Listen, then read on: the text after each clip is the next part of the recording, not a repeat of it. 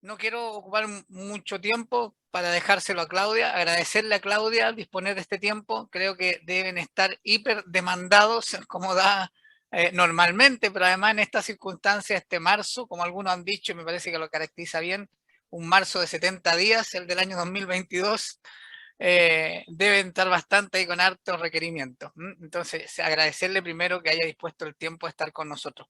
Claudia ya es amiga, casi no me da, casi no cabe decirle invitada, ha venido tantas veces, nos invita a nosotros, colaboramos, así que nos sentimos como colaboradores en este ámbito, ¿no? Así es que ella inmediatamente dijo ahí, bueno, ¿qué día? Veamos el horario, me arreglo, tengo no sé qué después, tengo que salir hasta tal hora, ya, pero sí, de todas maneras sí. Bueno, Claudia viene hoy en representación en el contexto de lo que es el OPSE, el Observatorio Psicosocial de Situaciones de Emergencia de la Universidad de Playa Ancha. Aunque ella ha estado trabajando con varios equipos, viene ahí, la sacó con la grúa de la Católica, no, tampoco así, pero está ahí con el pase, tiene algunas relaciones con el pase, así que se nos cruzan en los caminos.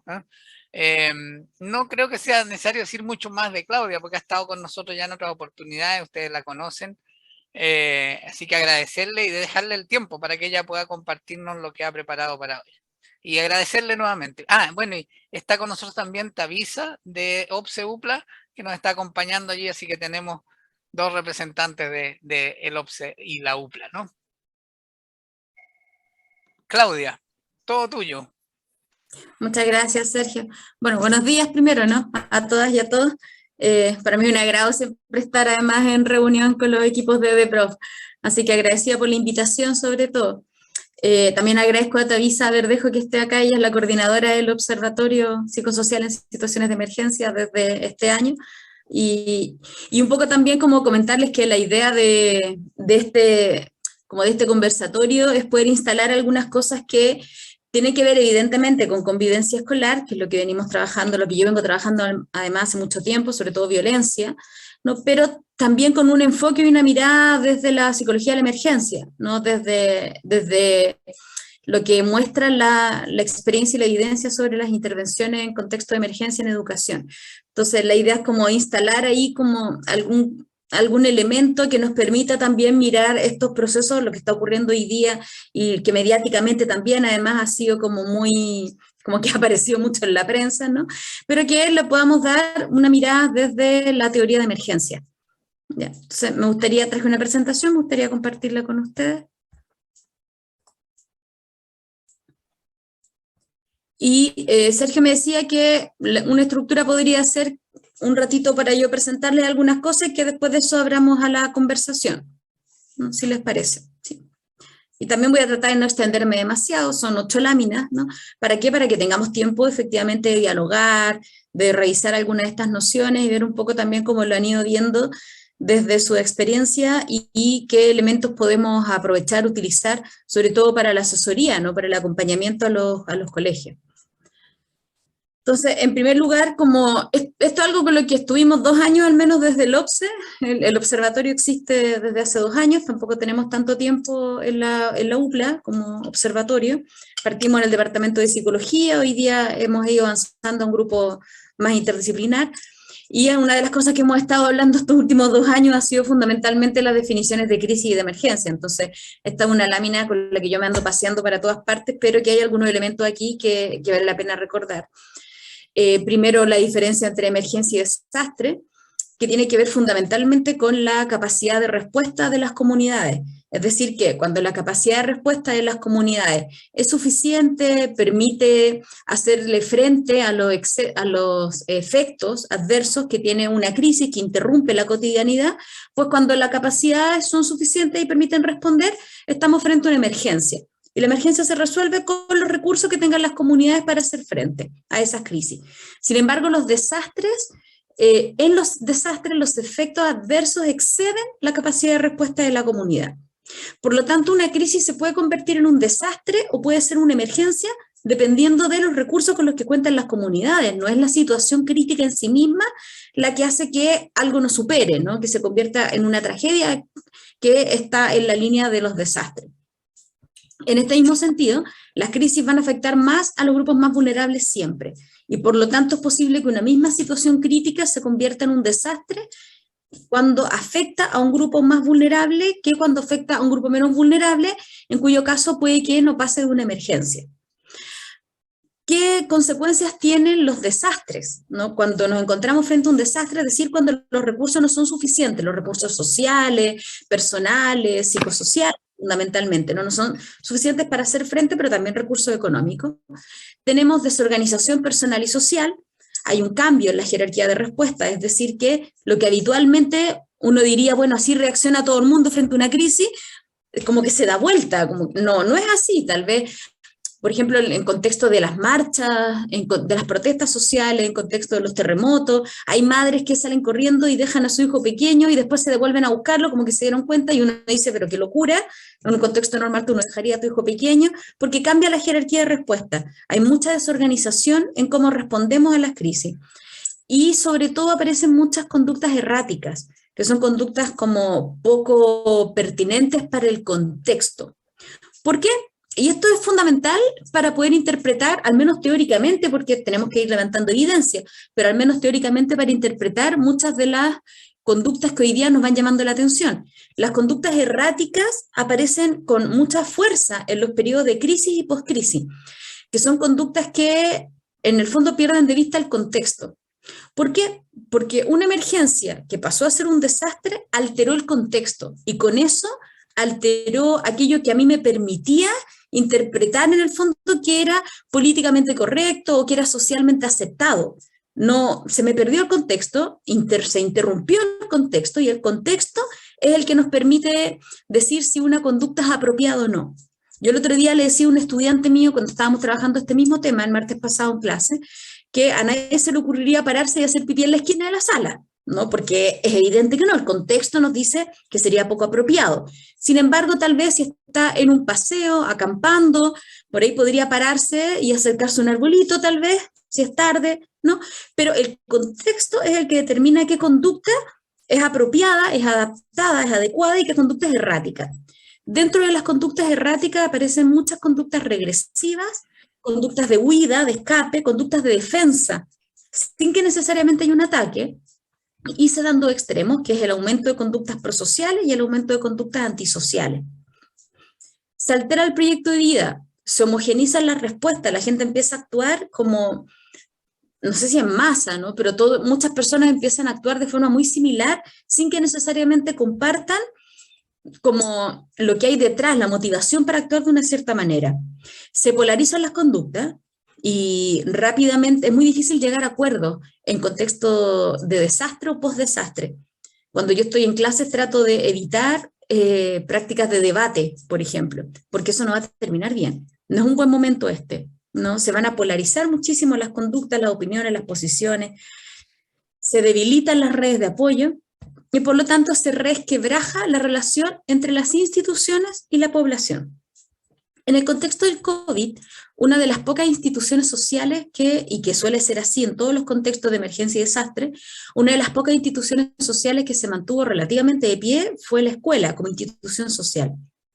En casi todos los contextos de crisis eso es así, ¿no? Y el problema es que entonces se sobrecarga a la escuela como institución social porque es una de las pocas instituciones sociales que no pierde credibilidad en los contextos de crisis.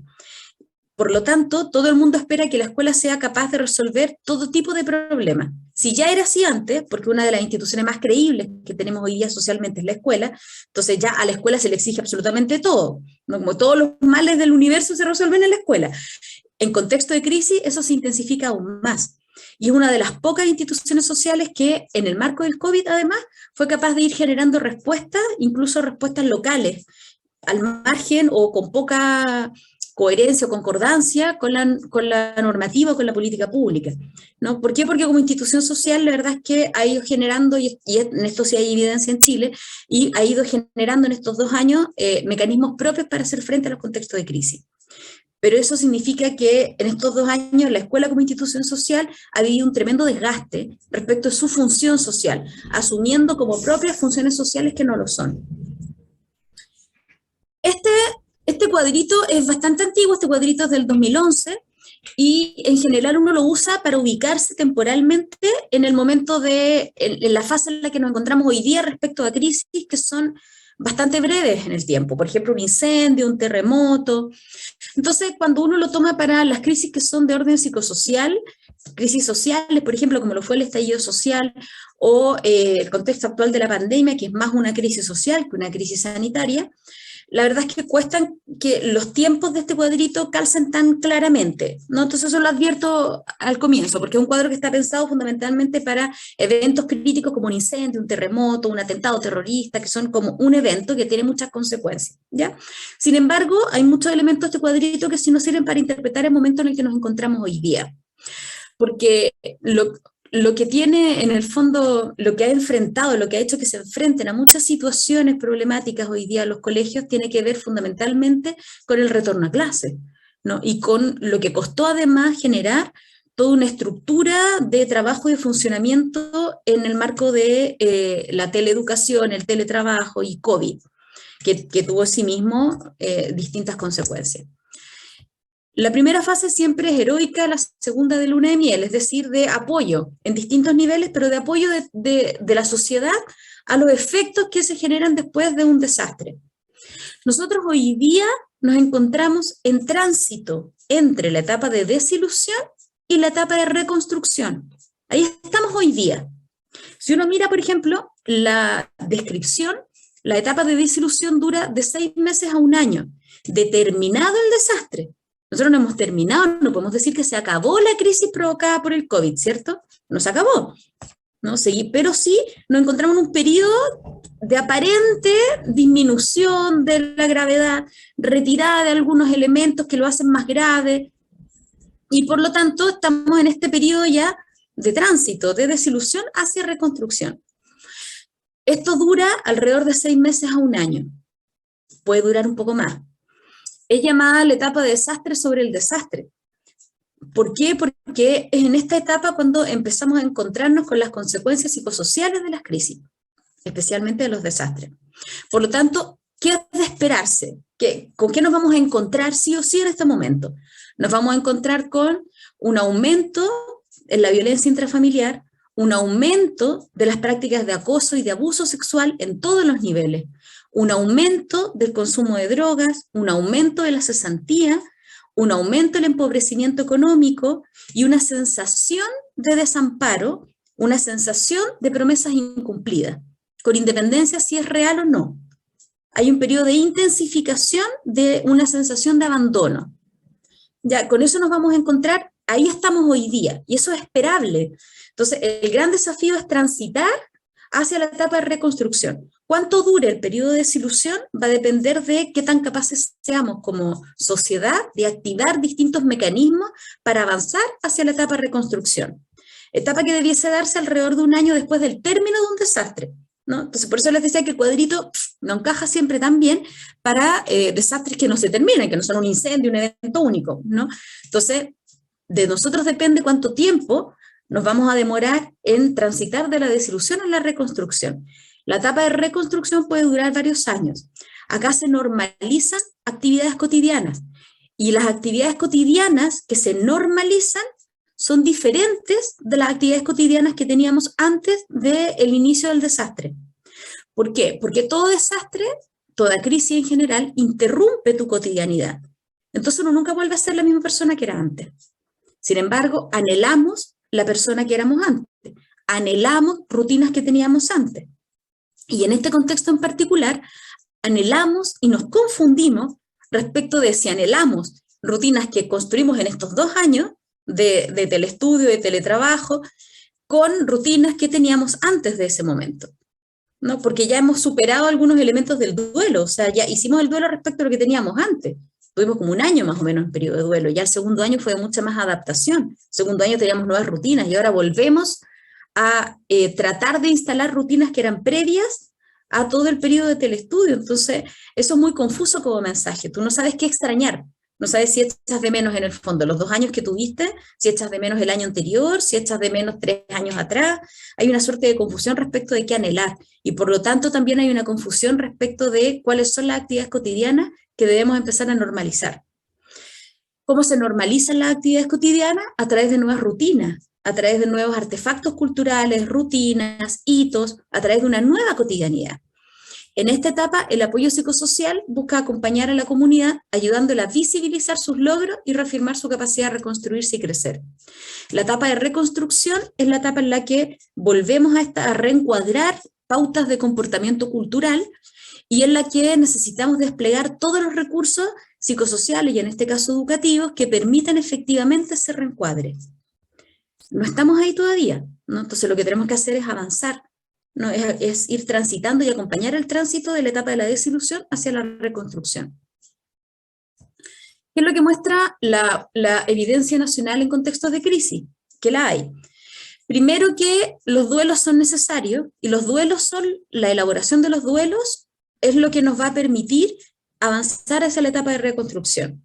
Entonces, el duelo se presenta en la etapa de desilusión. Uno se siente frustrado, incluso fracasado, fracasada, se siente perdido, perdida, no entiende hacia dónde va y tiene muchos dolores sociales. Y esos dolores sociales se elaboran y se reconstruyen, se acompañan avanzando hacia la etapa de reconstrucción. Si esos duelos sociales no son enfrentados, no son desarrollados, no son acompañados, entonces nos encontramos con la evitación de los duelos que tiene dos grandes consecuencias. El aumento de los índices de violencia, especialmente hacia quienes representan a las instituciones sociales. En contexto escolar, cuando han habido comunas que se han enfrentado a grandes crisis, que son crisis en general económicas y que traen consigo muchas crisis sociales, el indicador que siempre se dispara es el de violencia, el de agresión de los niños hacia los adultos que trabajan en la escuela. Ese suele ser el indicador que se dispara, que es un indicador muy bajo en todas las encuestas.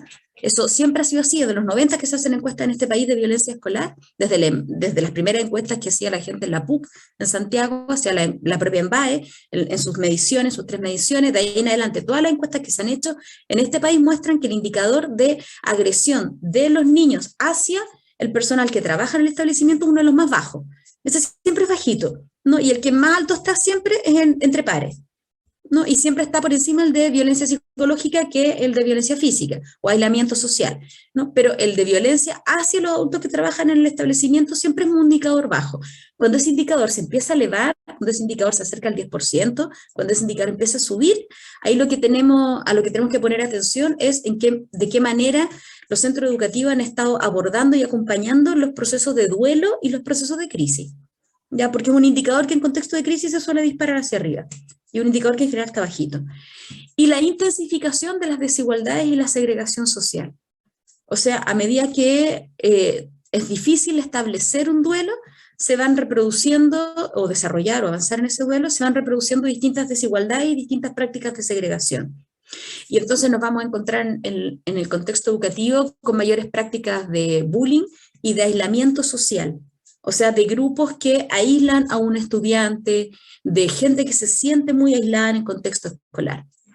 Esto además se suma a lo que han ido mostrando sobre todo algunas organizaciones dedicadas a infancia y que tiene que ver con los resultados de las encuestas que se estuvieron pasando hasta el año pasado en las distintas comunas, y que van mostrando, son encuestas de bienestar, por regla general, organismos como Paicaví, organismos que están dedicados a la atención de infancia, han ido levantando información respecto del bienestar psicológico y el bienestar psicosocial de los niños y niñas, y en general es bajito. Ya hay mucho sentimiento de soledad, de abandono, deseo de muerte, ¿no? Y con eso nos hemos ido encontrando hoy día.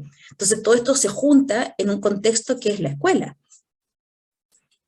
Una crisis solo se puede convertir en una oportunidad si es que se restaura el equilibrio a través del dominio cognitivo y a través del dominio afectivo. Es decir, que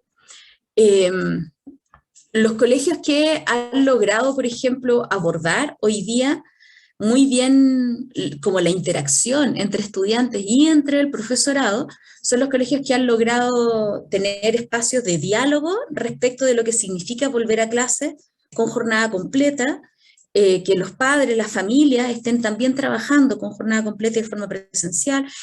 Han generado círculos de escucha, han generado jornadas de trabajo para la vuelta a clase. ¿Por qué? Porque permiten establecer un dominio cognitivo de la situación actual, ¿no? Entonces permite que niños, niñas, jóvenes, adolescentes puedan ponerle nombre a lo que estamos viviendo, a lo que se viene, a lo que está ocurriendo y permite analizar y evaluar la situación. Y lo mismo con el dominio afectivo, es decir, poder abrazar, poder comprender las actitudes negativas, los sentimientos negativos que nos produce la situación actual, pero también poder promover sentimientos positivos. Eso permite que se restaure el equilibrio a través de un dominio cognitivo y un dominio afectivo de la situación. Ahora, nos hemos encontrado en estos 2 años ya de inicio de la pandemia hasta el día de hoy, con 2 situaciones que son particulares de los contextos de cuarentena. Y fueron muy largos. Ya, la evidencia que existe hoy día sobre qué ocurre a las vueltas de las cuarentenas es evidencia con cuarentenas más cortas, que tiene que ver fundamentalmente con lo que ocurrió en Medio Oriente, con el primer coronavirus, ¿no? Y que estuvieron en cuarentenas largas, y con algunas experiencias en México, otras en África, pero otras también en algunos lugares de Asia, pero sobre todo acá en México, luego de la H1N1, ¿no? Que también llevó a muchos colegios a suspender las clases presenciales, a tener cuarentenas en casas, en algunas localidades, como les decía, en México, en África, algo en Asia, y lo que ocurrió en Medio Oriente con el primer coronavirus, que también llevó a suspender las clases presenciales. Entonces, lo que muestra la evidencia en esos lugares en los que se suspendieron las clases y hubo cuarentenas en casa y después se volvió a clase, yo creo que es algo que vale la pena mirar, ¿no? ¿Para qué? Para estar preparados entonces como un fenómeno mucho más intenso el que nos empieza a ocurrir hoy día.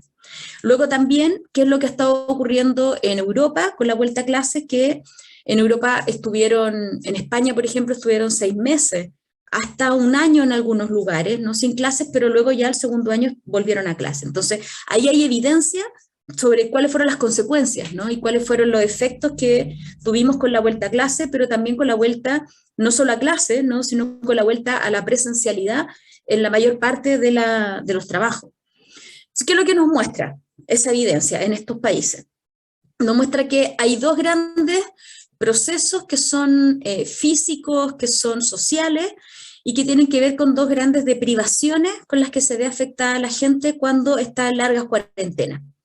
Una es la deprivación sensorial y la otra es la deprivación social, y que tiene tremendos efectos luego cuando se terminan las cuarentenas. La deprivación sensorial tiene que ver con una afección en la función de nuestros sentidos. Los adultos mayores suelen vivir deprivación sensorial cuando sus sentidos empiezan a fallar, cuando no empieza a fallar la vista, cuando no empieza a fallar la audición, no, a eso le llamamos deprivación sensorial, pero tenemos hoy día una sociedad que estuvo deprivada sensorialmente de algunos de estos sentidos. Tiene que ver con la afección de la función visual, auditiva, gustativa, olfatoria, táctil, pero también con la alteración del sistema propioceptivo. Y esto genera una disfunción en la esfera biológica, psicológica y social. En términos simples, ¿qué significa eso?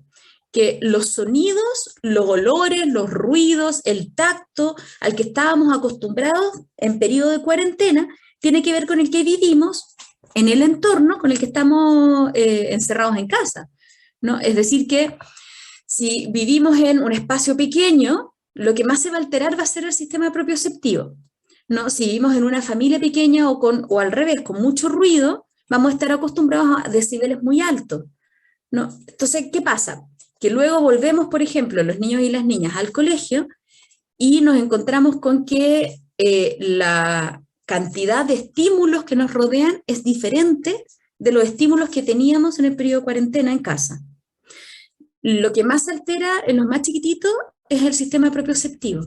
Acá hay un trabajo importante que hacer en educación física, de hecho, y una oportunidad así importante con los profesores de educación física, porque recuperar el dominio sobre el sistema propioceptivo permite efectivamente avanzar, por ejemplo, hacia el dominio afectivo y el dominio cognitivo de las emociones, ¿no? O sea, nos permite la autorregulación emocional y nos permite también entender qué es lo que nos está pasando. No sé si yo la otra vez estuve una mañana entera en un colegio y una de las cosas que más me llamó la atención es cómo hacen la fila hoy día los niños más chiquititos para entrar a la sala o el día lunes después de cantar. el himno, ¿no? En los colegios en los que todavía lo cantan. Y que, porque se mueven de un modo distinto. Yo he estado toda la vida metida en colegios, po.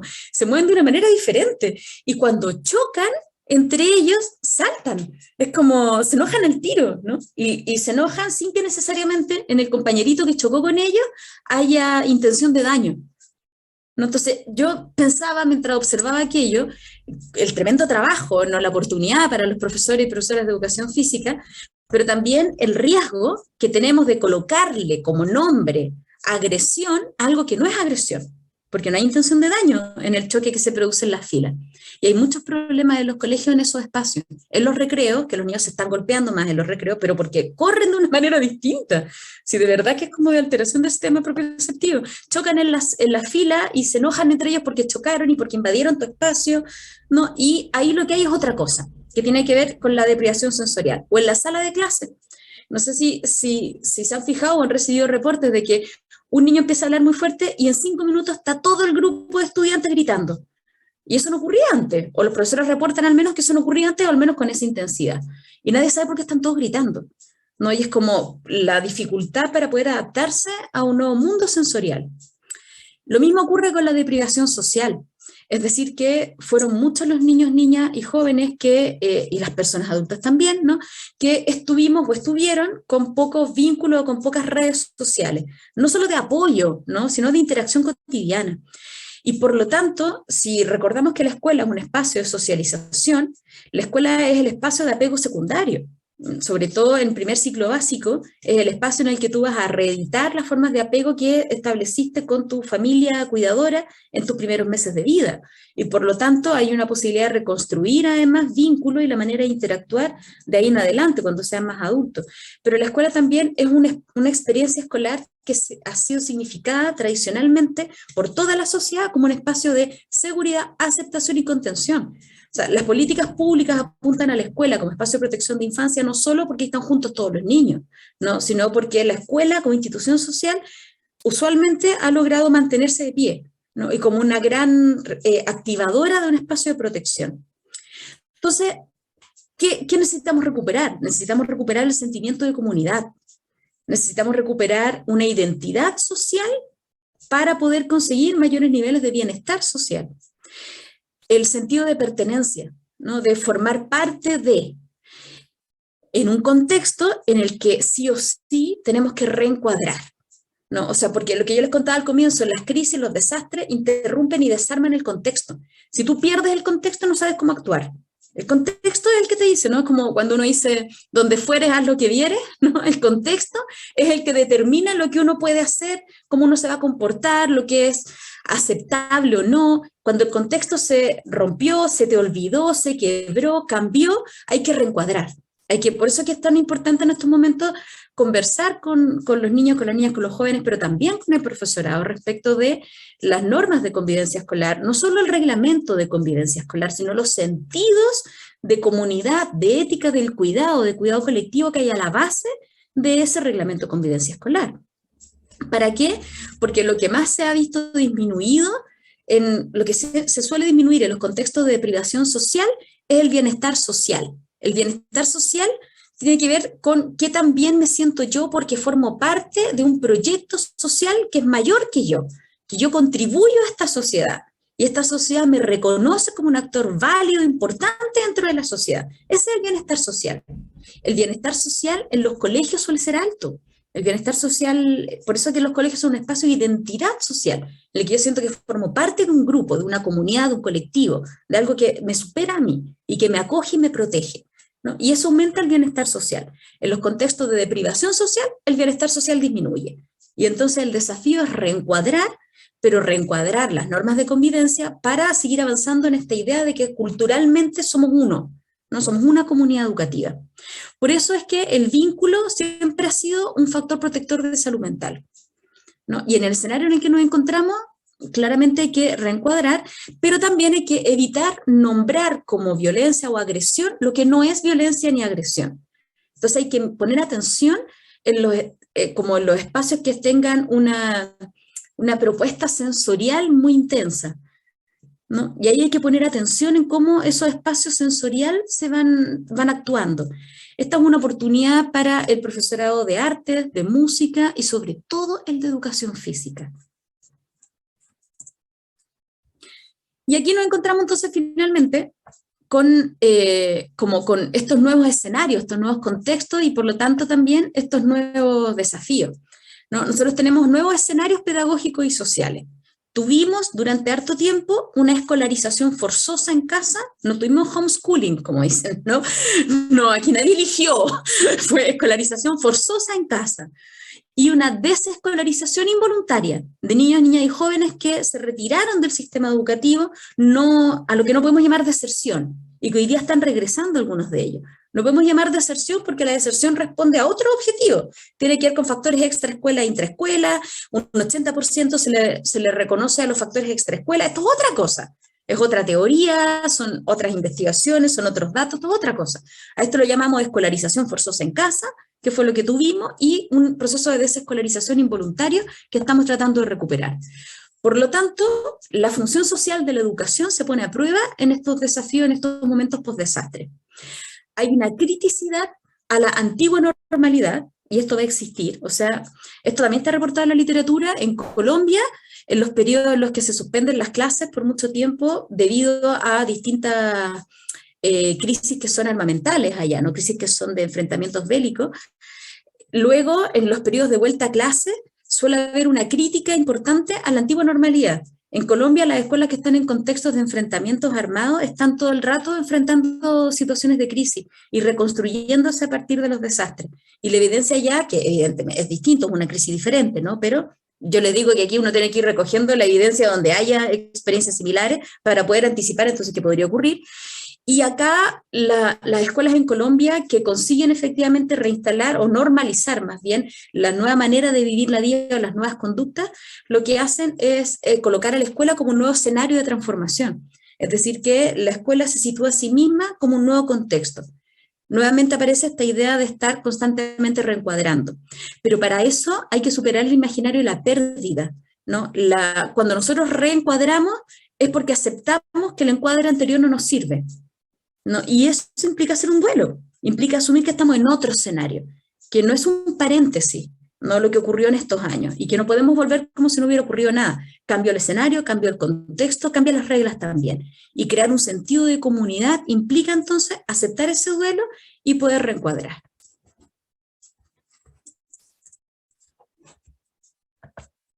Entonces, la idea es que podamos como conversar un poco en torno a esto. Yo les decía que entiendo que son varios conversatorios, entonces es probable que mis colegas también pongan el acento en violencia y convivencia específicamente, y por eso que nosotros quisimos poner el acento en teoría de emergencia, y cómo desde allí podemos tener algunas aplicaciones, ¿no?, al ámbito y al mundo de la convivencia escolar.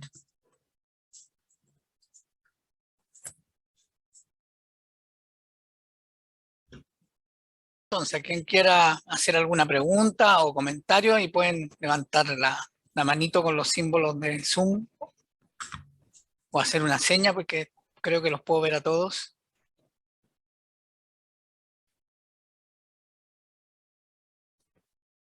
Queda abierto entonces. Mónica levantó la mano. Ya. Hola, buenos días a todos y a todas.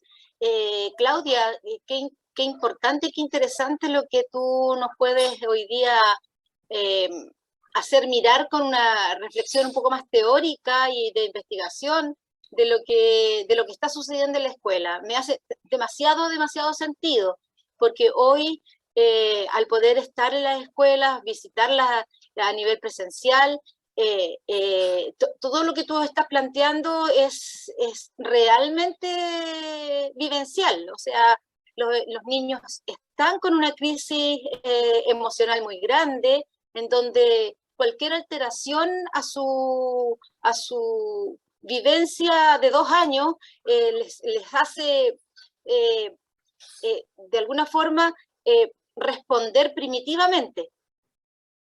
Y esa respuesta primitiva es hacia la autocuidado y con el golpe, con el grito,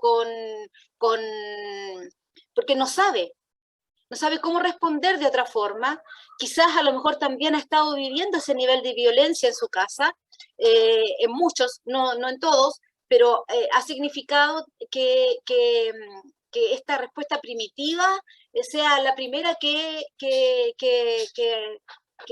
encuentran en la forma de solucionar sus problemas y de autocuidado, de autoprotegerse. Y también me hace mucho sentido el tema de la sobre exposición sensorial.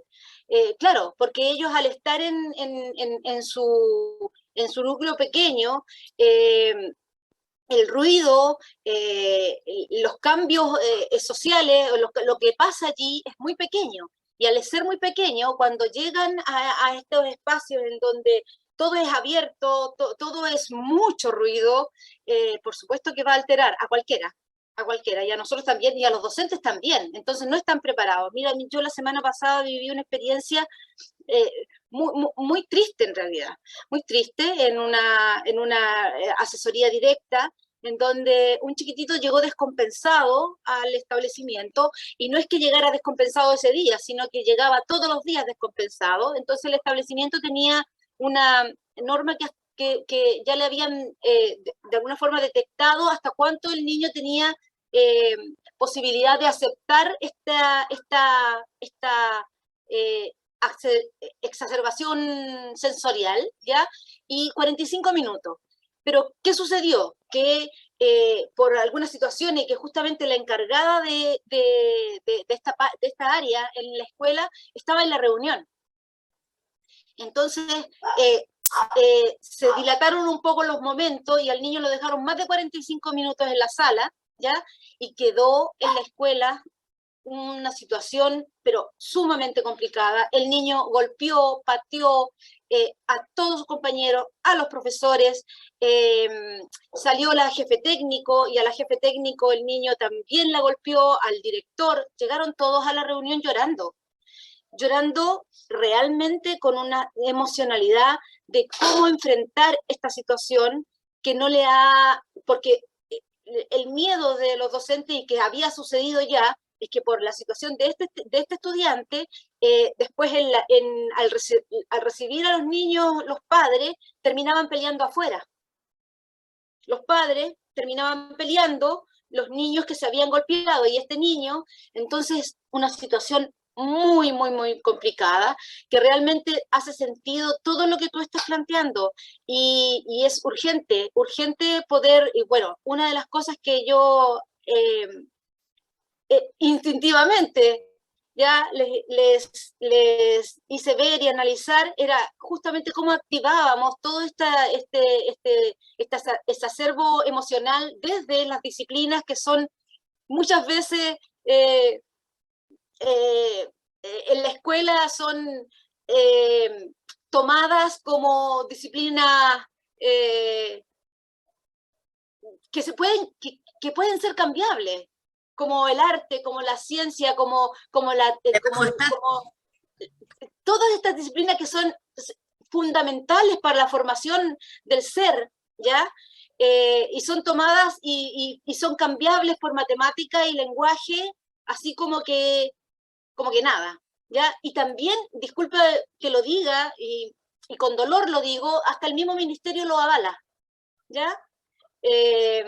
Que puedan ser 8, 9, 10 horas de matemática y dejamos de hacer lo que tiene que ver con el ser, cómo nos relacionamos socialmente y compartimos con el otro quizás todos esos aprendizajes desde otra disciplina, como es el arte, como es la ciencia, como es la tecnología, como es el teatro, bueno, y todas las artes, y la actividad física fundamental para poder ser capaz de tolerar la frustración, ¿ya? De aprender que yo tengo tiempos que esperar, tengo espacios que respetar, tengo otros que están a mi alrededor que tienen la misma oportunidad que yo para realizar alguna actividad.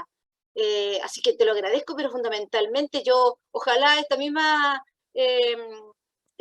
actividad la pudiera tener con mi establecimiento.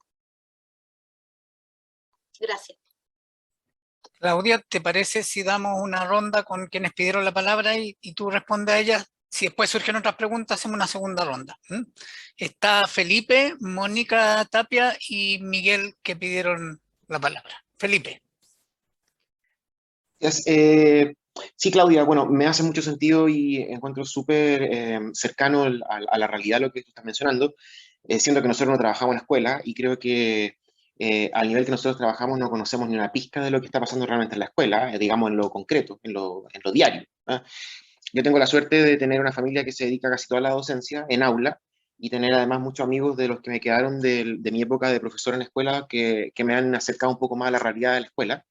Y fíjate que justamente este fin de semana que acaba de pasar, estuve en una reunión, en una junta de amistad con varios de mis amigos que trabajan en la escuela, y me llama la atención dos cosas que se pueden asociar a lo que tú has mencionado y que me gustaría quizás saber, digamos, tú en el caso que has estudiado el tema, si es que está en la literatura o si es que ha habido algún tipo de análisis respecto a la siguiente situación.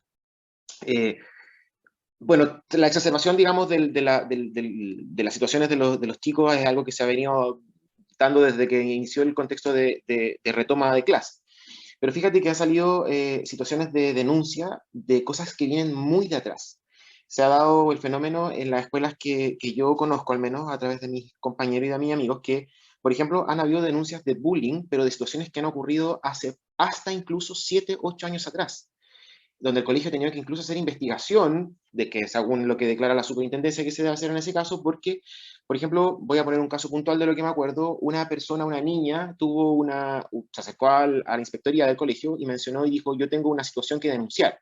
Se tomó apunte respecto a la situación, pero descubrieron de que la situación de bullying que estaba denunciando ella venía desde que estaba como en segundo o tercero básico.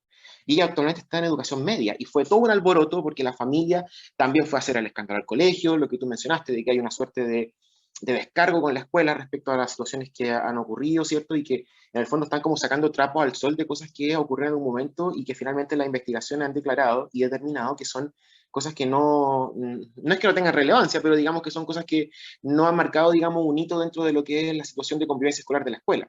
Entonces, las escuelas que yo te menciono están teniendo una sobrecarga, primero, de denuncia y segundo, una sobrecarga de información de cosas que realmente no afectan, digamos, lo que es la convivencia escolar en su punto troncal, sino que tienen que ver más bien con una cosa como de venganza de algunas veces de chicos con otros estudiantes y de incluso entre familias. ¿Ya? Eso es lo que a mí me llama la atención porque este fenómeno ha ocurrido desde que está el inicio de las clases presenciales. Lo otro que te quiero mencionar y que también lo escuché en tu relato, tiene que ver con este proceso digamos, de inserción a la vida escolar y cómo las escuelas se están llevando, digamos, esta sobrecarga de, de, de quejas, de esta necesidad de reclamar con alguien, digamos, conocer esta especie de buzón de reclamos por parte de la familia al establecimiento donde no quieren nada, donde todo lo encuentran malo, donde todo es una sobrecarga, donde todo es un estrés, donde todo... Hay situaciones donde han habido en concursos masivos, digamos, de 35, 40, 42 estudiantes, donde tienen 5, 6, 7 crisis de pánico por clase. Las chicas y los chicos no están aguantando bajo ningún tipo de eventual presión o ningún tipo de tarea o de trabajo bajo presión. Y entiéndase bajo presión, por ejemplo, el que seamos capaces de terminar alguna actividad que está planificado dentro del proceso de clase. Entonces, ¿eso qué ha implicado? De que ha habido una suerte de considerando que había una preocupación por el estudiante, ¿no? Pero implica de que los procesos de aprendizaje se están viendo cada vez más truncados porque se están dando de manera mucho más constante estas crisis, esta necesidad del estudiante de no continuar, de decir, no quiero, no quiero, y realmente no quieren, y eso desemboca finalmente en crisis que perturban el ambiente escolar, que perturban el ambiente de los estudiantes, porque eso es cada clase. Imagínate, los chicos están saliendo a la 1 de la tarde por esta flexibilidad que ha dado el ministerio, y de las 3 clases que pueden hacer durante la tarde, hay 2 o eventualmente las 3 que se ven totalmente mermadas por el tema de la situación de la crisis, y el equipo de convivencia está absolutamente sobrepasado, porque no son cosas que muchas veces tienen que ver con la familia o con lo que ocurre en la casa, sino que es el hecho de que el estudiante no es capaz de recibir y de ser perceptivo frente a lo que el colegio está entregando como convivencia o en aspectos convivenciales, y esta mezcla que tiene que ver con el proceso de aprendizaje. Gracias.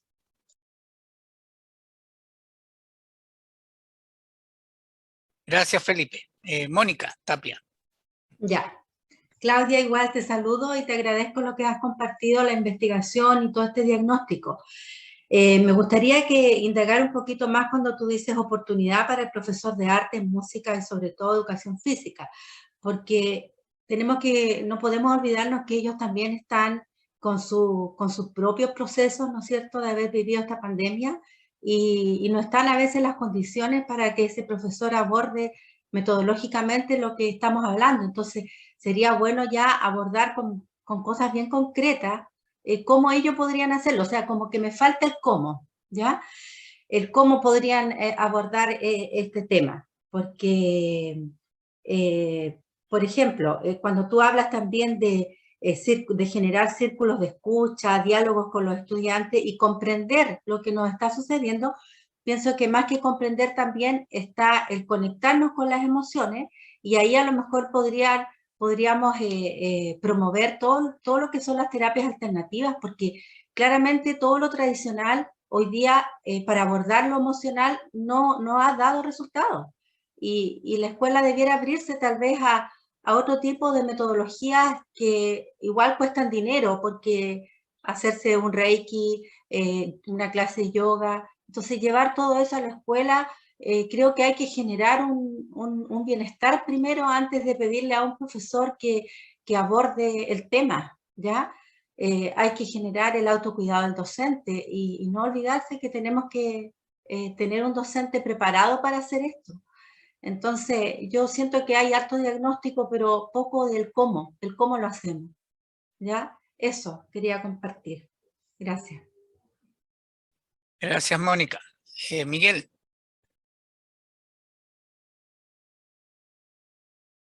Tienes que abrir el micrófono. Bien, ahora.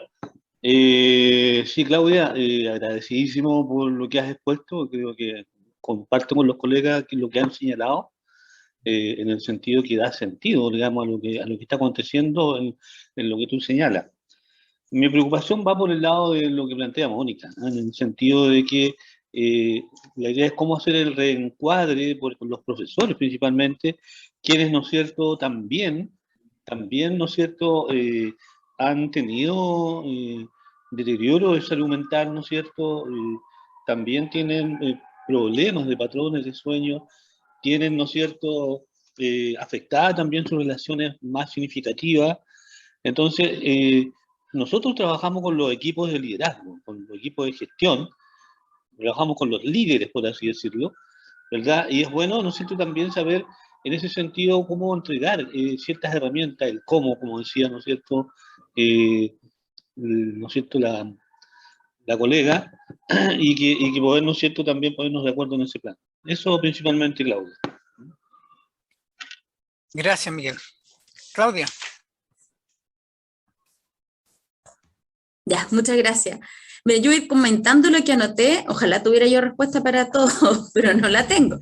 Pero sí, por lo menos para que podamos como comentar e ir viendo también ahí como qué alternativas pueden ir surgiendo. A ver, cuando yo digo que los profesores también están bajo la vuelta de la deprivación social y sensorial, ¿no? Yo le dije, esto no afecta exclusivamente a los niños, evidentemente, es cosa de ver cómo cuando uno va manejando, ¿no? Aquí quienes conduzcan, hay como una suerte de sobrereacción, además de todas las personas detrás del volante. Entonces, esto afecta a todos y a todas, a profesores también. Y la recuperación del sentido de comunidad y el bienestar social también se afecta en el profesorado. Ay, ¿me están escuchando? Como que se me quedó pegado. Pero... ya, perdón, que como que se me quedaron pegados, entonces no sé si mi internet que de repente bajó un poquito. Ya. Entonces, el bienestar social es uno de los pocos indicadores que depende mucho del contexto y del momento en el que yo pregunto, ¿no? Como encuesta. A diferencia, por ejemplo, del bienestar psicológico, en el que impacta mucho como los factores extraescuela en este caso, ¿no? El bienestar social correlaciona bastante. De hecho, uno de los indicadores más interesantes y que es predictivo respecto de la interacción entre estudiantes tiene que ver con qué tan satisfechos los estudiantes consideran que están sus profesores con su trabajo y su vida en la escuela. ¿no? Y ese indicador es predictivo de la interacción entre estudiantes. Entonces, todo lo que tenga que ver con bienestar docente siempre ha sido un nuevo crítico respecto del impacto que tiene en la interacción entre los estudiantes, pero también en la propia calidad de vida del profesorado, ¿no? O sea, más allá de lo instrumental, ¿no? De que atender el bienestar de los profesores y las profesoras sirve para qué, no, sirve en sí mismo, evidentemente. No, y por lo tanto, ahí con lo que hay que tener ojo, creo yo, es con que, en qué manera, y esto es algo que yo siempre he trabajado, yo trabajo fundamentalmente con profesoras y profesores, mi tema ha sido en los últimos años desarrollo profesional docente, en el amplio sentido, más que con los estudiantes, y en violencia escolar también, ¿no? Entonces, ¿de qué manera se generan prácticas de colectivas y de desarrollo profesional colectivo en el propio profesorado?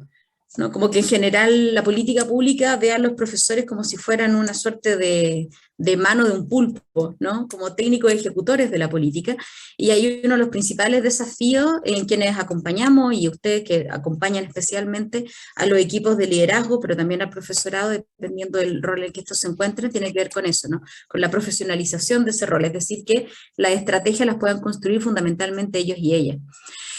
Miren, cuando hay denuncias de violencias que son antiguas, lo que está ocurriendo, lo que suele ocurrir en las comunidades educativas es que se está tratando de transmitir algo. En violencia escolar hay dos máximas, así como hay dos principios claves en violencia escolar. Uno de ellos es que la violencia nunca es un fin, siempre es un medio. La violencia siempre busca transmitir un mensaje, nunca un fin en sí misma, siempre quiere comunicar algo. ¿Qué quiere comunicar? Eso depende. Depende de comunidad, depende del sector, depende del momento en el que ocurra. Y la segunda máxima es que la violencia se construye socialmente. ¿Qué significa eso? No significa que la violencia vuele por los aires, porque es una construcción social, quiere decir que cada comunidad establece qué es violencia, porque la violencia es ilegítima. La letra con sangre entra, 100 años atrás, era una estrategia de enseñanza y aprendizaje, no era violencia. No podemos juzgar con los ojos del presente el pasado, ¿no? No era violencia, hoy día es violencia. Entonces, muchas cosas, muchas conductas, muchas prácticas que no eran consideradas violencia en un momento histórico o que no son consideradas violencia para una comunidad, sí son consideradas violencia para otra. ¿No? Eso quiere decir, es el significado de la violencia se construye socialmente, o sea que es violencia cuando es ilegítimo, y es violencia cuando es ilegítimo, considerado ilegítimo por esa comunidad que lo vive. ¿Ya? ¿Qué significa eso entonces? Que la violencia hay que interpretarla, la violencia no hay que evitarla y no hay que, y esto siempre es súper controversial cada vez que yo lo digo, la violencia se interpreta, la violencia no se ataca directamente, la violencia se interpreta porque es un mensaje, te quiere decir algo. Si hay una denuncia hoy día de bullying de hace 7 u 8 años atrás, tenemos que interpretarla. ¿Por qué hoy día algo que es evidentemente violencia o no fue violencia en su momento o no estaban instaladas las confianzas para ser denunciado como violencia? ¿Y qué nos quiere decir que hoy día se esté denunciando aquello? ¿De qué está hablando? La violencia, por lo tanto, se interpreta como cualquier síntoma. Cuando me dicen que yo no estoy tan segura de que tenemos suficientes diagnósticos, yo creo que tenemos suficientes descripciones de los fenómenos que ocurren, pero no diagnósticos.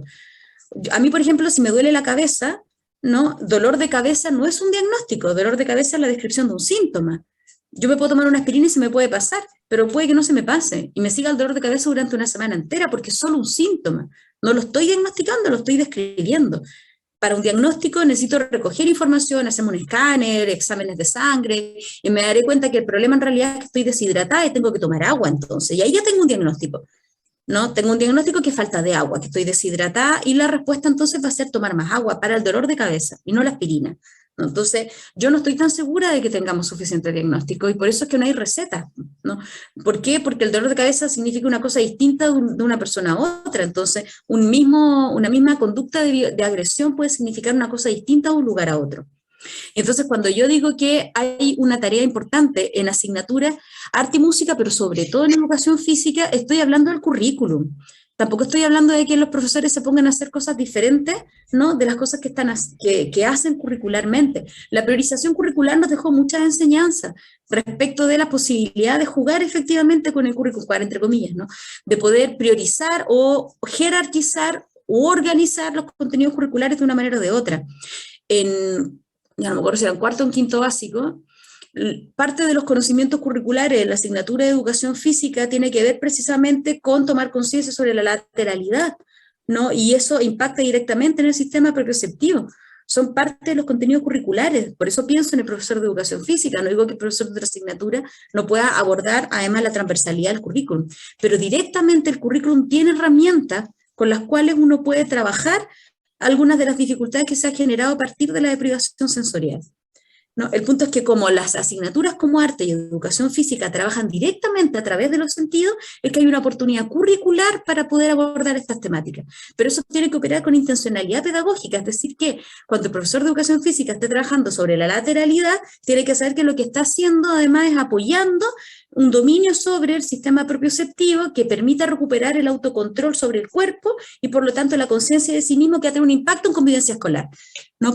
A eso me refiero, ¿no? Con volver a mirar el currículum en asignaturas que trabajan directamente con los sentidos, que son los que hoy día están en proceso de recuperación, ¿no? Entonces, cuando el profesor de música trabaje, pues tendrá que ver cómo se generan los turnos dentro de la sala, ¿no? Para que no estén todos los instrumentos tocando al mismo tiempo, porque eso va a generar evidentemente una alteración sensorial en los estudiantes. Entonces, a eso me refiero, ¿no? Como desde esa asignatura específicamente, lo que tiene que ver con las consecuencias de la deprivación sensorial, curricularmente puede tener un abordaje que el profesorado no necesariamente puede que esté consciente que tiene un impacto en términos de la interacción entre los estudiantes. Entonces ahí hay algo que recuperar, ¿no? Y ahí hay un rol importante de la jefatura técnica, ¿no? Que tiene que ver con el jefe de UTP. No todo lo que pasa en la escuela surge en la escuela, y eso es importante también de dimensionarlo, o sea, no todo lo que ocurre dentro del colegio, los estudiantes lo crearon dentro del colegio, si somos seres sociales, traemos experiencias que vienen de fuera, pero sí mucho de lo que se sintomatiza dentro del colegio sí tiene que ver con el colegio. Las crisis de pánico tienen que ver con la pérdida de control. Entonces, las crisis de pánico son un síntoma. Si se dan muchas crisis de pánico en un curso, entonces el curso está sintomatizando a través de lo que en psicología llamamos como el paciente índice, ¿no? Que es la persona a la que le toca actuar el síntoma, pero el síntoma es colectivo. Eso significa que hay un tema con el control. Y por lo tanto, por eso les digo yo que yo no estoy tan segura que haya suficientes diagnósticos, tenemos descripciones, pero diagnósticos, así como interpretar qué es lo que hay detrás de una expresión, yo creo que en eso hay que avanzar un poco, todas y todos, ¿eh? Como recoger información, poner atención. La educación está llena de simbolismo, ¿no? Está llena de simbolismo. Las crisis de pánico tienen que ver con la pérdida de control. Por lo tanto, si hay mucha crisis de pánico en un curso, lo que tenemos es dificultad para poder asumir el control de la situación. ¿Qué significa eso? Que entonces uno podría pensar de buenas a primeras, abuelo de pájaro, evidentemente uno necesita más información, pero abuelo de pájaro, que en ese curso lo que uno necesita es que los estudiantes recuperen la autonomía del proceso educativo, porque la autonomía del proceso educativo es lo que les va a devolver el control, y eso siempre se devuelve con trabajos grupales. O sea, la autonomía nunca es individual, la autonomía siempre es grupal y luego se transita hacia mayores niveles de autonomía individual. Lo que además viene muy bien con aumentar el bienestar social y el sentimiento de identidad social, pues de pertenencia al grupo, ¿no? Yo les sugeriría hoy día a todos los profesores y profesoras que trataran de hacer actividades en grupo y que de a poco vayan soltando hacia las actividades individuales. El grupo contiene, además, ¿no? El grupo regula. En psicología siempre decimos que los grupos se autorregulan, porque el grupo tiene como vida propia, ¿no? Y va regulando las emociones, va regulando también las normas sociales, va permitiendo un pequeño espacio de socialización, y por lo tanto permite recuperar el control y avanzar hacia la autonomía, que es lo que suele ocurrir con las crisis de pánico. Voy escribiendo... Bueno, sí, evidentemente lo tradicional, lo que pasa es que como no hay receta y los problemas siempre son multisistémicos, es muy difícil que vaya a haber una manera de abordarlo, y lo que le resulta a uno no le resulta a otro, ¿no? Entonces, también ahí como con lo tradicional y no tradicional, sí, hay que ir explorando, porque además también lo que funcionó en un momento puede no funcionar en otro. El desafío de reconstruir comunidad es un desafío de todas y todos. No es un desafío exclusivo para la relación entre los niños y las niñas, es también un tremendo desafío para el profesorado. Y recuperar artefactos culturales, recuperar espacios culturales, ¿no? Que aumenten el sentido de pertenencia. O sea, aumentar el segundo desayuno, volver a recuperar el matute de los profes en los recreos, no establecer espacios de encuentro cotidianos, no más allá del taller a que son convocados los profesores, sino con la vida cotidiana dentro del contexto escolar. Eso. No sé si en parte al menos acojo o comento algo de lo que yo les decía, respuestas no tengo, ojalá las tuviera, pero... Muchas gracias, Claudia. Creo que sí, Claudia. Sí, Antes de dar la gracias. palabra a quienes la pidieron, solo quiero darles unos datos ante la pregunta de cosas concretas. Primero, recordarles que el año pasado se presentó este libro que tiene actividades prácticas, está hecho a partir también de trabajo de estudiantes. La mayor parte de esos trabajos de estudiantes son expresiones artísticas. Las actividades que contiene el libro y los materiales que contiene el libro apuntan tanto a lenguaje como a artes, así que ahí hay un material concreto. Segundo, recordarles que entre el año 2015 y el 2018 desarrollamos a nivel provincial, con alguna instancia regional, una modalidad de trabajo que se llama FIMELEC con Evalutil, que son lenguajes juveniles para abordar precisamente el desarrollo de esta área y de las habilidades necesarias para ello. Tercero, mencionarles que antes, desde 2009, la OEI y la OCDE, sí, la OCDE, publicó algo que se titulaba Arte por el Arte y tiene que ver con cómo los lenguajes artísticos, la OEI tiene una batería de cosas, una batería de propuestas concretas, de cómo los lenguajes artísticos aportan a desarrollar las habilidades que necesitamos para esto, ¿no? Y cuando decimos lenguaje artístico, entonces ya no solo una mirada que apunta a las asignaturas de arte, sino que apunta a la didáctica en cualquier asignatura que echa mano a los lenguajes artísticos. Yo puedo echar mano a los lenguajes artísticos en matemática, en biología, en historia, en lenguaje, en filosofía, en cualquier asignatura, porque ya no es la disciplina, sino que es una didáctica aplicada a la disciplina. Entonces hay harto material de eso, y qué decir, mucho material que hay desde cultura, ¿no? Que está pensado quizás para talleres de arte o asignaturas de arte, pero cuando ampliamos la mirada en términos de lenguaje artístico como una didáctica para cualquier asignatura, podemos adecuarlo y no restringirlo a una mirada solo asignaturista. Entonces, hay harto material, partiendo por ese libro el año pasado, lo propio que hicimos con los FIMELEC y un cúmulo de material que hay para abordar el desarrollo de habilidades psicosociales, ciudadanas también, a partir del arte, no cerrado a las asignaturas artísticas, sino que como didáctica para cualquier asignatura. Está Silvia, que pidieron la palabra, y Mónica Villalón. Sí, agradecer la tesis que tienes y plantea frente a esta situación que estamos viviendo y que ha salido en la prensa. Y de qué manera nos recogemos los supervisores. Nosotros tenemos encuentros con los directivos y también docentes de aula, y nuestros directivos están haciendo suplencias en aula. Están sabiendo y tenemos información directa del aula. Tengo sobrinos bisnietos, también tengo información respecto a cómo les va y qué está pasando en su escuela, respecto a este tipo de relaciones, cómo se está desarrollando no solo aquí, sino que en las partes que uno puede tener diálogo con otras personas sobre lo que pasa en el colegio. Más en los establecimientos de orden público o de características públicas, que hay más conflicto que los establecimientos que tienen un diseño curricular que apunta a tener una organización, sí, estructurada respecto al manejo, la coordinación, el desarrollo de las personas. Sin embargo, declarar lo que tú mencionas ahí en todas las misiones que tiene el establecimiento, la visión es el desarrollo integral. Y cuando hablamos de lo curricular no hay que dejar de lado el aspecto volitivo, que es lo curricular también. Entonces, mi clase no solo debe ser cognitiva, sino que también volitiva.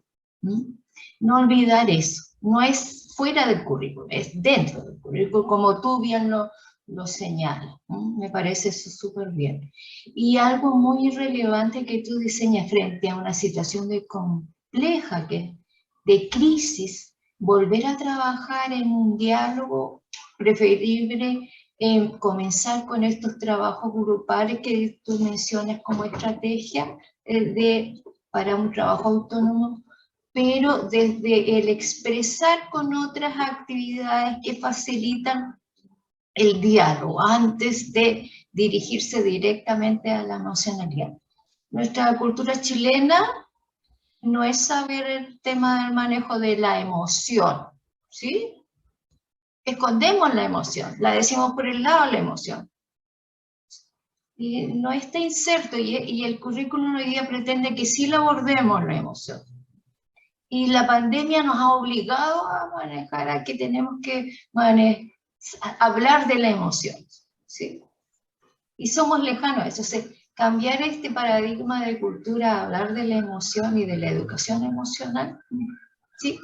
Que hemos hablado de considerarla cuando los expertos que han elaborado un material brillante, ¿sí? Hay gente que se ha hablado muy bien en las conferencias que han habido de UNESCO y de otros países, ¿No? y cómo lo han abordado de la emoción, ¿sí? Pero dime nomás. Eso, de la emoción como relevante, y cuando hablas tú de la comprensión de la emoción, ahí estamos al debe, porque tenemos problemas con ese nivel de desarrollo del pensamiento, de la comprensión, de la reflexión. Entonces estamos a nivel básico, inferior, solamente el dato. Entonces, cuando se haga un diálogo y entender la emoción, no la entendés, no la comprendo, y eso es más difícil. En la escuela, caso corto, y aquí termino con un caso de microcentro, dijo, no tenemos en el área rural problemas emocionales de violencia nada. Sin embargo, en el transcurso de elaborar y pensar en la jornada de reencuentro, surgieron problemas del mismo equipo.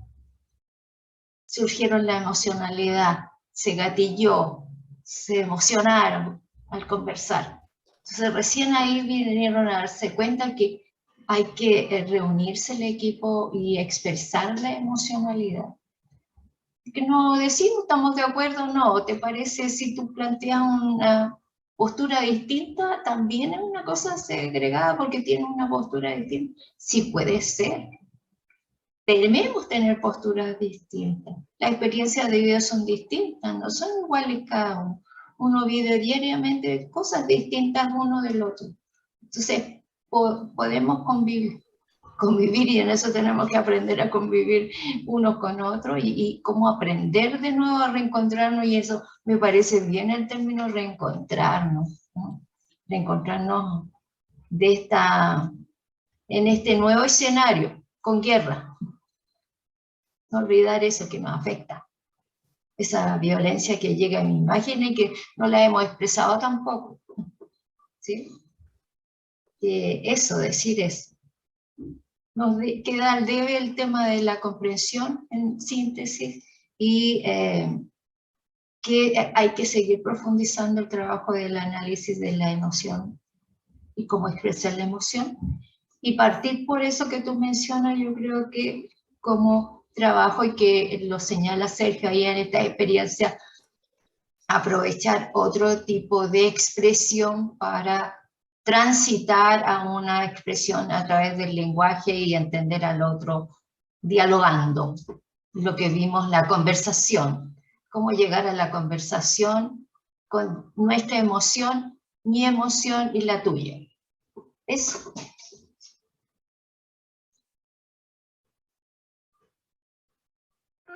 Sí, en relación a lo que plantea Claudia, una de las cosas que es fundamental hoy día pensar que trabajar las funciones básicas es hoy día de extrema urgencia. ¿Por qué? Porque las funciones básicas son justamente lo que planteabas tú, la lateral, el trabajo de reconocer el espacio de mi espacio dentro del espacio del otro, el reconocer Hoy día nosotros estamos con un lenguaje en las escuelas, por ejemplo, dicen, hoy hay que tener un distanciamiento de 1 metro, ¿cierto? Pero ¿qué significa 1 metro para un niño que ha estado en su casa, en donde cuando quiere ir al baño va al baño, cuando quiere comer come, cuando quiere jugar juega, cuando quiere... Entonces, Vamos a desactivar un audio por ahí. Ya. entonces una de las cosas que personalmente he estado trabajando en estos pocos encuentros que hemos tenido con con las escuelas es volver a mirar esas funciones básicas y no pensar que solamente las tenemos que trabajar en kinder y pre-kinder o en la primera infancia, sino que con toda la escuela a través, ¿cierto?, de las distintas disciplinas. ¿Cómo nosotros vamos a aportar en que nuestros niños puedan comprender que el respetar un turno, que el comprender la izquierda a la derecha, que el comprender las cosas básicas como que no las tienen hoy día, porque no es que no las hayan tenido nunca, sino que se dejaron de usar de alguna forma en su cotidiano. Entonces, y así también las mismas educadoras de párvulo plantean que los niños hoy día están llegando sin control de esfínter, ¿ya? Con 4 años, sin comprensión del lenguaje. Entonces, por eso es urgente, una de las cosas que nosotros debemos orientar a los establecimientos es a volver a trabajar esas funciones básicas, no pensando que solamente corresponde a la primera infancia, sino que es a nivel general de la escuela. Gracias, Mónica. Entiendo que, por lo que habíamos conversado antes con Claudia, tú tienes hasta las 12 más o menos. Sí, 12 días tengo una defensa de tesis, Sí. pero igual me gustaría Entonces, comentar un poco. Déjame hacerte un comentario mío breve para así no hacerlo después y dejarte tú que puedas responder y va a cerrar Miguel. Es bien breve. La verdad es que hay muchas cosas que me gustaría decir, pero voy a decir solo una. Se habló de crisis y claramente está la crisis que quizás interpela más algunos de los aspectos que tú mencionabas, Claudia, respecto a estas 2 deprivaciones, ¿no? Y es la crisis de la pandemia. Pero no debemos olvidar, y a la escuela también le afecta esto, o claramente aquí hay muchos aspectos de esa crisis de la pandemia que están afectando la situación que hoy vemos en las escuelas. Hay otra crisis, que es la crisis social previa a la pandemia, que se termina de manifestar con el estallido social del 19 de octubre del 2019, pero que es más larga y que también afecta a la escuela por contexto mayor, ¿no? Y yo diría, y de esas 2, uno ya puede decir ciertas cosas, puede reconocer ciertos caminos que van tomando, con todas las dudas que tenemos, yo creo que hay alguna configuración, quizá no diagnóstico, pero sí hay síntomas, sí podemos hacer un cierto cuadro, ¿no?, de ambas crisis. Pero hay otra crisis que a mí me interesa más, que creo que se elude, quizás no se menciona, pero se hace ineludible ya. Y sobre esa yo no tengo tanta claridad cómo podemos transitar, y creo que es la crisis del modelo educativo y la crisis del currículum, ¿no? De verdad ya no da para más, sencillamente. Y no veo que estemos avanzando decididamente a una revisión más estructural. Y digo esto porque compartí hoy día en la mañana esas 2 páginas del Mercurio de Valparaíso, donde la Ceremi habla, entre otros puntos, menciona violencia estructural. Y claro, se está refiriendo a la violencia estructural social, pero yo creo que hay una violencia estructural de la escuela, una violencia sobre la escuela del sistema educativo, ¿no?, que todo esto que estamos hablando, los profesores vendrán y dirán, ¿y cuándo? Si a mí me están pidiendo esto y lo otro, y yo terminé tan estresado como los demás. Algunos estudios del documento que presentamos el lunes pasado lo dicen, lo compartíamos la semana pasada, ellos salieron igual de dañados, digamos, pero por otro lado tienen este diagnóstico, lo veíamos en ese estudio, que ellos decían, voy a tener que volver a la escuela, ¿a qué? A enseñar buena parte de lo que enseñé de nuevo, o a enseñar todo de nuevo, ¿no? Entonces, me están pidiendo resultados, me están pidiendo en esto, me pueden exigir en parte en esto, y por otro lado tengo este desafío. ¿Con qué? Con un marco curricular, con un marco de sistema de aseguramiento de la calidad que creo que ya como que grita la necesidad de transformarse. Yo creo que hay una crisis de la estructural educativa que no veo tan clara como está enfrentada y que requiere cierta urgencia de luces, de algunas claridades. Y esas no pueden venir de la escuela. O sea, la escuela puede salvar esta situación, pero esas luces tienen que venir desde el sistema, y ahí sí que podemos construir algo, nosotros acompañar a los equipos directivos a tomar mejores decisiones mientras esas claridades no estén surgiendo. Claudia. Sí, a mí hay como dos cositas que me gustaría como comentar. La deprivación social es social efectivamente, o sea, es más fácil aprender cuando estamos en contexto. Sin contexto es mucho más difícil aprender. La camanchaca la entienden mejor los que viven o han estado en Iquique, ¿no? Entonces, el contexto es el que permite efectivamente entender y aprender mejor muchas cosas. Entonces, en un contexto en el que ha habido poca socialización, los niveles críticos hoy día de aprendizaje van a estar fundamentalmente en primer ciclo básico y en educación media, ¿ya? Precisamente porque hay un montón de niños que atravesaron kinder y prekinder a distancia, y eso es, o sea, eso es una paradoja, ¿no? Cuando una de las cosas más importantes en ese ciclo tiene que ver precisamente con la socialización. Entonces lo aprende sin la socialización, entonces es muy raro, no es una socialización virtual, y la socialización virtual tiene muchos riesgos, ¿no? Porque el cerebro tiene que hacer un doble esfuerzo para entender que efectivamente lo que hay detrás de la pantalla es real, ¿no? Porque lo que hay detrás de la pantalla no suele ser real. Entonces ese espacio de realidad es muy difícil, sobre todo cuando son chiquititos. Cuando uno ve una película sabe que es fantasía, sabe que Superman no está volando de verdad, que son efectos de mentira, ¿no? Entonces, entender que lo que hay detrás de una pantalla es real es muy difícil, sobre todo cuando el desafío de aprendizaje es la socialización. Entonces, ahí hay unas paradojas que son muy complicadas de enfrentar, que se vuelven críticas. Y quería compartir con usted un ejemplo. Yo fueron 2 semanas que estuve acompañando a una profesora de tecnología, y la verdad es que fue un tremendo aprendizaje. Ella lo que hizo con el grupo de estudiantes de sexto básico era un desafío, lo llamó desafío MasterChef, ¿no? Y entonces los niños y niñas de ese curso lo que tenían que hacer era crear una comida que se pudiera trabajar en clase. Es parte de los objetivos verticales, ¿no? En el plan de tecnología no escapó, digamos, a lo que tenía que enseñar. Pero lo primero que hace es que realiza el ejercicio de motivación apelando a conocimientos populares de los niños y niñas, que tiene que ver con este programa de televisión con MasterChef. Entonces trae los conocimientos previos, todos muy populares además. Organiza al grupo curso en grupos pequeños, y cada grupo pequeño, grupos bien pequeños de 3 personas, con el objetivo de asegurar que efectivamente puedan trabajar. Cuando tienes 5 personas, la responsabilidad individual afecta efectivamente al grupo y puede ser más complejo, ¿no? Pequeños tríos.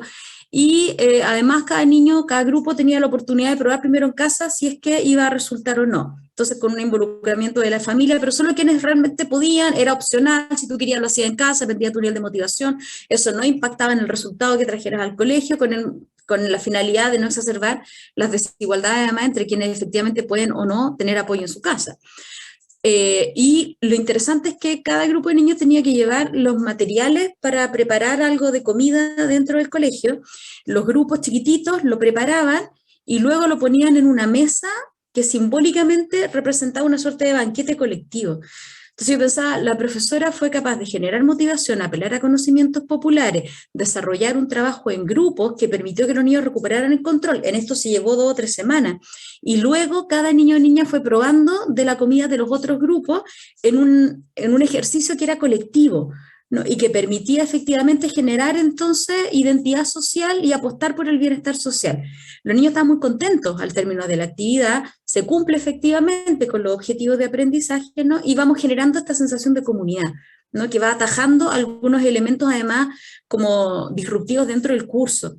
Y eso en sexto básico, que sexto y séptimo tienden a ser como sexto no tanto, ya, séptimo un poquito más crítico, pero aún así, ¿no? En un nivel que no son tan chiquititos tampoco, digamos, como para poder trabajar. Uno podría pensar que se van a poner a competir entre ellos, y lo que hacían era apoyar además los desastres de comida que resultaron algunos de sus compañeros, ¿no?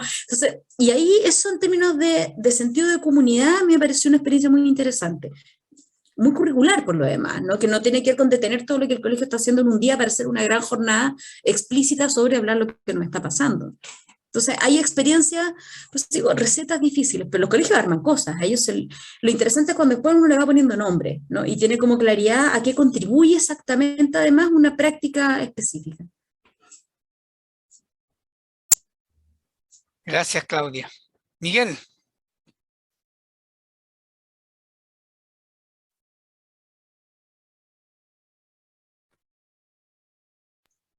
Sí, quería, ponte tú,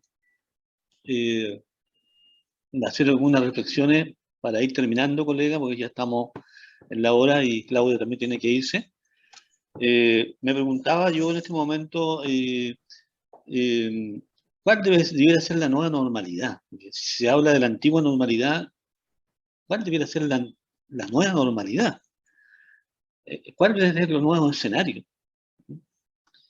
Y cuando Sergio habla, ¿no es cierto?, del tema de la crisis educativa, la crisis estructural educativa, yo vuelvo un poco a volver atrás, un poco también de las conversaciones que hicimos el lunes pasado, y ahora nuevamente Claudia nos habla del concepto reencuadre, ¿ya? Tenemos que reencuadrar, decía ella, tenemos que reencuadrar para encontrar el sentido de pertenencia, el sentido de comunidad, ¿no? Y la única forma, a mi juicio, es a través, nuevamente, de las conversaciones. Y aquí vuelvo, ¿no es cierto?, a recordar a Alfredo Zamudio, cuando habla de la importancia de las conversaciones para enfrentar la crisis chilena, ¿ya? Las comunidades tenemos que escucharnos, tenemos que primero escucharnos para aprender nuevamente, y tenemos, ¿no es cierto?, que conversar para construir comunidad y buscar entre todos soluciones, ¿no es cierto?, frente a una problemática territorial. No, que me parece súper bien que hoy día nuevamente estemos reflexionando sobre esto, porque nos escuchamos, ¿verdad? Hemos escuchado, hemos aprendido, ¿verdad? Nos ha hecho sentido todo lo que hemos conversado hoy día, y debemos continuar en ese sentido para poder, ¿no es cierto?, encontrar soluciones entre todos, porque los problemas son de todos en realidad.